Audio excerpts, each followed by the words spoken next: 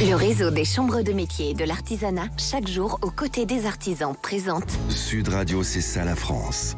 Bonjour à toutes et à tous, bienvenue dans C'est ça la France, l'émission du savoir-faire français. C'est la dernière journée au Salon de l'Agriculture. La 60e édition de ce plus grand salon international de l'agriculture va bientôt fermer ses portes, mais il est encore temps d'y aller. C'est l'occasion de découvrir, en plus des animaux, de la gastronomie présente, et bien toutes ces entreprises qui innovent pour développer des solutions plus respectueuses pour l'environnement, pour faciliter le quotidien des agriculteurs. On a beaucoup entendu parler de biostimulants lors de ce salon au niveau des innovations, encore de biocontrôle. Et bien justement, on va évoquer ces solutions avec notre invité Alain Thibault, fondateur de AgriOdor. Sud Radio, c'est ça la France. Bonjour Alain Thibault. Oui, bonsoir Nathalie. Alors, vous avez mis au point un répulsif qui réduit de plus de 50% les populations de pucerons sur betterave grâce à une solution de biocontrôle.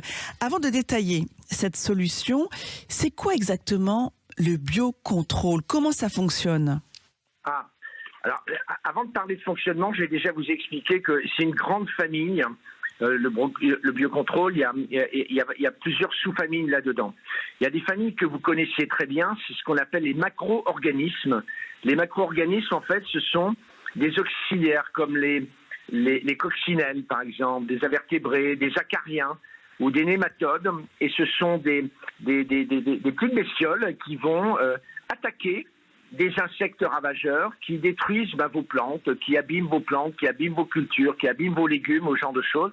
Et ce sont des insectes qui vont les attaquer et résoudre le problème de l'insecte dit ravageur. Donc ça, c'est une première famille, les macro-organismes. Vous avez des micro-organismes aussi dans le monde du biocontrôle, c'est une deuxième famille. Alors les micro-organismes, c'est quoi? Des champignons, des bactéries, des virus. Et tenez-vous bien, toutes ces choses, toutes ces petites choses peuvent aider à protéger aussi les cultures. Ah oui. Parce que ces bactéries et ces virus, si on les développe à bon escient, peuvent là aussi attaquer des insectes ou des problèmes qui abîment la culture et qui font baisser son rendement. En fait, on utilise la nature, en fait, ce qui existe déjà. Exactement. Alors, vous avez une troisième famille à laquelle nous appartenons, ce qui s'appelle les médiateurs chimiques, on en reparlera par la suite. Vous avez ce qui est le plus connu, il y a eu beaucoup de livres décrits sur les phéromones, sur les relations d'insecte à insecte. Et même entre humains. Exactement. Et vous avez aussi une deuxième sous-famille à l'intérieur des médiateurs chimiques, ce sont les chéromones. Là, c'est la relation de la plante avec l'insecte. Et c'est ce que fait AgriOdor. Et c'est ce que nous avons fait pour remplacer les néonicotinoïdes dans les champs de betteraves. On en reparlera tout à l'heure. Donc les phéromones, en fait, on travaille sur souvent une méthode de confusion sexuelle. On va travailler avec des odeurs et on va empêcher le mâle de trouver la femelle ou inversement, la femelle de trouver le mâle en mettant des odeurs qui désorientent en fait. Qui déclenchent des réactions, oui. Et c'est même pas des réactions, c'est qu'il n'arrive pas à trouver.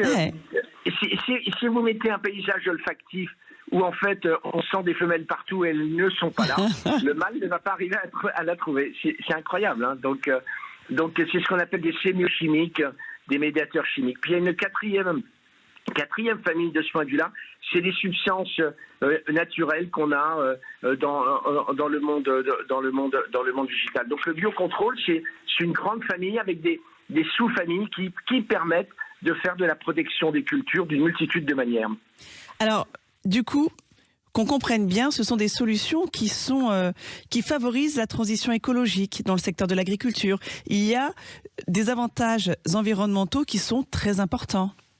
Alors, c'est énorme, c'est même plus que très important, c'est énorme parce que, en fait, on fait fonctionner la nature. On fait fonctionner, vous savez, tout le monde connaît la chaîne alimentaire, par exemple. Là, on va avoir une petite bestiole qui va en manger une autre. On va avoir une petite bestiole qui va pas en retrouver une autre, elle va pas pouvoir se reproduire. On va avoir, par exemple, au niveau d'AgriOdor, on va faire des odeurs. Chaque plante, on y reviendra tout à l'heure, mais chaque plante diffuse des odeurs ou qui vont attirer l'insecte ou qui vont le le repousser et l'insecte, quand il est ravageur, il va être repoussé et on va éviter qu'il vienne faire des dégâts. Donc en fait, on accélère un mode de fonctionnement de nature et il n'y a plus de pesticides, il n'y a plus d'insecticides, il n'y a plus toutes ces choses que nous avons travaillé énormément depuis 40 ans et qui étaient nécessaires, hein, encore une fois. Mais la science a évolué, les méthodes ont évolué et maintenant on maîtrise tout ce genre de choses, quoi. Vous avez évoqué les phéromones et vous travaillez justement les fameux kéromones, hein, que vous avez développés également, donc ont des propriétés répulsives. Alors, expliquez-nous justement ce que vous, avec Agriodor, vous avez mis en place. Oui, alors, ce que j'aime bien dire, et ça plaît beaucoup, surtout aux agriculteurs sur lesquels on les critique beaucoup avec leurs pulvérisateurs, de pas être sympa avec la nature. S'ils peuvent l'être, on est des parfumeurs des champs. En fait. C'est beau, c'est poétique. En fait, les plantes dégagent des odeurs, comme je le disais tout à l'heure, ou qui attirent ou qui repoussent les insectes, et on va essayer de refabriquer l'odeur que dégagent ces plantes pour manipuler le comportement de l'insecte. Et ce qu'il faut savoir, c'est que dans 70% des insectes au monde, vous savez, il y a des millions d'insectes dans le monde entier, 70% des insectes se déplacent à partir de l'odorat.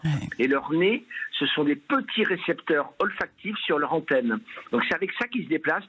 Vous avez des mouches qui repèrent un berger à 7 km. Je ne sais pas si vous voyez, ils ont une sensibilité de déplacement qui est incroyable. Donc une fois que vous maîtrisez ça, on va fabriquer des odeurs qui vont ou les attirer au niveau de l'insecte ravageur pour le capturer et le détruire sans toucher à toute la bio. Donc c'est très favorable à la biodiversité. On ne cible que l'insecte qu'on veut, avec lequel on veut se battre. Ou alors, et c'était le cas de la betterave, on va fabriquer des odeurs qui vont repousser l'insecte pour éviter qu'il vienne sur la plante qu'on veut protéger. Mais on est obligé de travailler insecte par insecte, ou bien on peut viser une famille d'insectes avec toujours ce même processus? Ouais, c'est une super question parce que sur le plan économique, c'est extrêmement important. Alors, nous, on a commencé insecte par insecte parce que la technologie des kéromones est insecte par insecte. On a un énorme projet de recherche et développement en ce moment où on voudrait faire du multi-insecte par rapport à ça. Par exemple, il y a des centaines de pucerons qui existent. On a trouvé la recette pour le puceron vert de la betterave qu'on est en train de déployer sur la pomme de terre et sur l'arbo dans les vergers où le puceron vert fait aussi beaucoup de dégâts. Donc on est en train de décliner cette solution. Donc ça va marcher. Et puis il y a le puceron de la salade par exemple. Par exemple, McDonald's veut à tout prix avoir des fournisseurs qui ne traitent plus, ou dans 2 ans, il voudra avoir des fournisseurs qui ne traitent plus leur salade contre le puceron avec des phytosanitaires. Donc notre solution va être fortement recommandée, mais c'est un autre puceron. Et ce qu'on a fait sur la betterave ne va pas fonctionner sur la salade. Donc on est en train de travailler sur un blockbuster, comme on dit dans la pharmacie, essayer d'avoir un produit qui fonctionne et donc des molécules qui fonctionnent sur une dizaine de pucerons différents. Alors, pour que ce soit rentable, comme vous le disiez à l'instant, c'est important de le préciser. Oui, parce que, par exemple, j'ai été interpellé durant le salon par les grands fabricants d'endives. Les endives sont attaquées par un puceron dramatique. Il arrive sur l'endive et il creuse des trous au niveau des racines et les endiviers sont dans une situation très très délicate. Ils n'ont plus de produits chimiques pour traiter, ils sont en difficulté. Et donc, il me disait, Alain, est-ce que tu peux nous faire quelque chose? Mais en fait, le coût du projet plus le coût de l'homologation, c'est-à-dire la réglementation est très très lourde de ce point de vue-là, fait que le projet il n'y a aucune chance d'y arriver. J'insiste sur la réglementation. La réglementation, vu que ce sont des nouvelles technologies, la nouvelle réglementation au niveau européen n'a pas été réécrite et donc la plupart du temps on est classé comme pesticide. Donc oui, pour l'instant on ne peut pas y arriver parce qu'il y a toutes ces barrières encore présentes. Mais la recherche pourrait permettre, d'y arriver, parce que vous l'avez fait sur les fèves, les lentilles, les betteraves. Exactement, Nathalie. Et c'est ça qui fait mal au cœur aujourd'hui, c'est-à-dire on a interdit très rapidement des molécules chimiques, mais la législation, les solutions arrivent, mais la législation n'a pas suivi. Et ça, c'est pas normal, que ce soit au niveau européen ou au niveau français.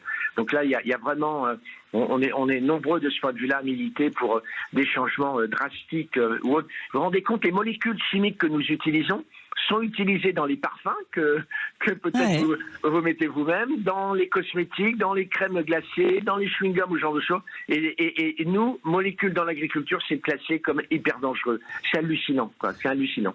Mais pour bien comprendre comment ça fonctionne, il n'y a pas de risque de résistance, un peu comme les antibiotiques, ou d'accoutumance, justement? Alors ça, c'est une très très belle question.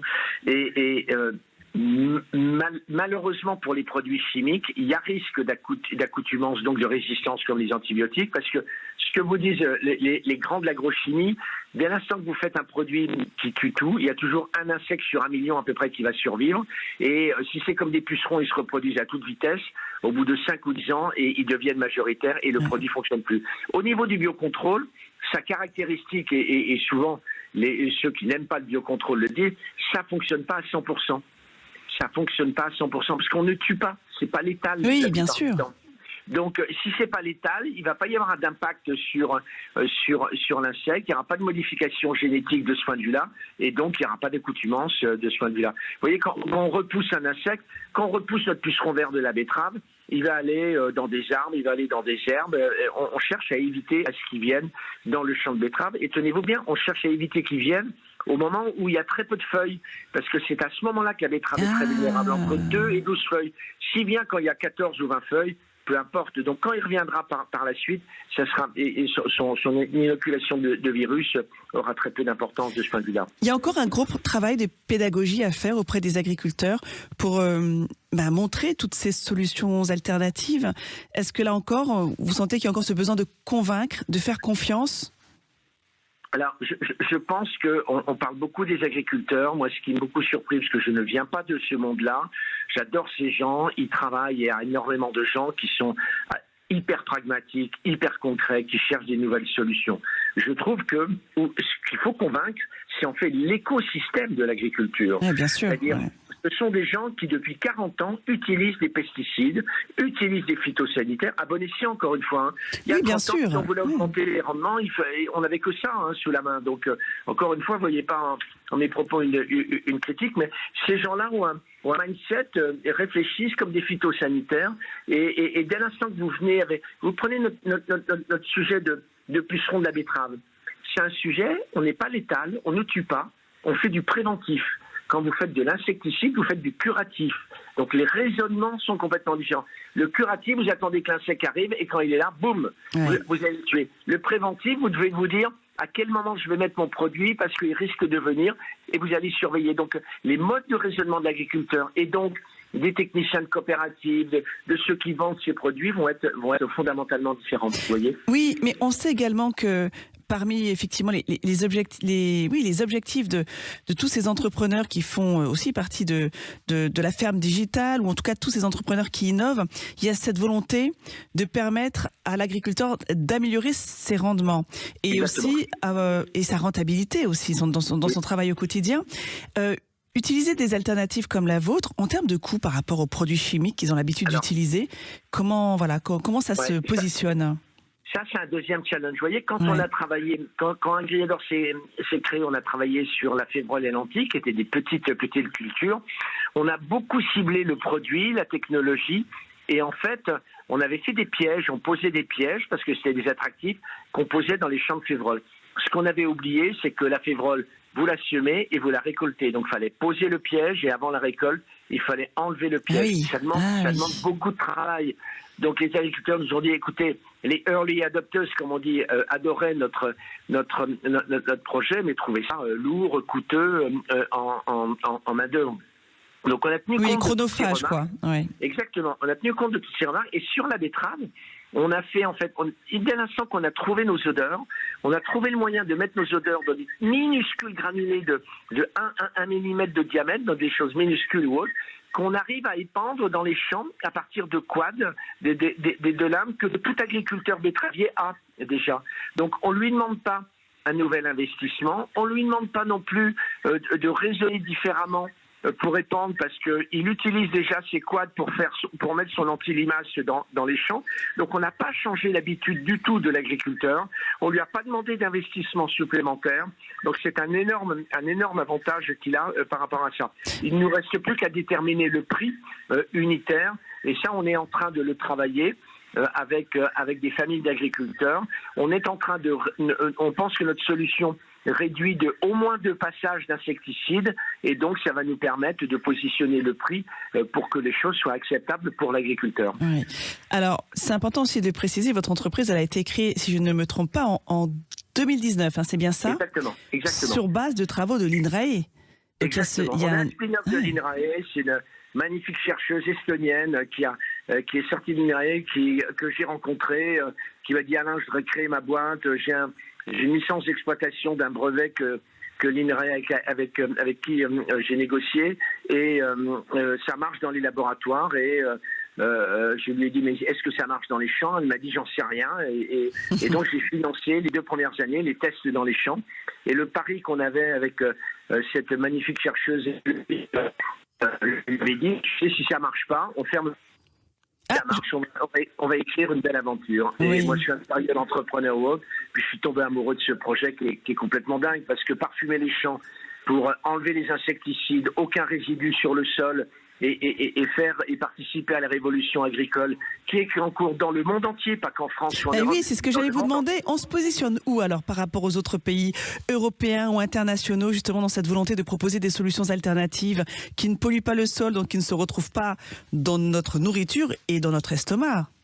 Oui, exactement. Alors, c'est assez intéressant parce que là, on va prendre un peu de hauteur et vous allez voir la culture des pays.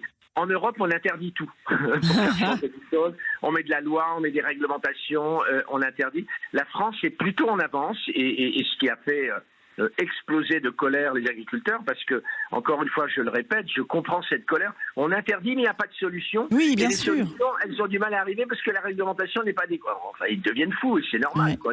Oui, bien sûr, ça se comprend. Ouais. Plutôt à la pointe, mais l'Europe est dans une dynamique et j'ai discuté avec un grand de l'agrochimie là dernièrement, il me disait pour eux, l'Europe c'est le laboratoire mondial au niveau des nouveautés qui peuvent arriver, regardez ce qui marche en Europe et derrière ils le déploient. Oui, mais derrière il faut avoir les aides financières pour pouvoir passer à l'étape suivante. C'est sûr. C'est vrai que c'est dur et moi j'ai quelques cheveux blancs et heureusement qu'Aîné m'a rencontré avec quelques cheveux blancs parce que depuis 5 ans, je ne suis pas dans le labo, mais je suis à la recherche d'argent, je suis à la recherche d'aide, de subventions, ce genre de choses pour arriver à faire que cette entreprise puisse tenir le coup sur le plan financier.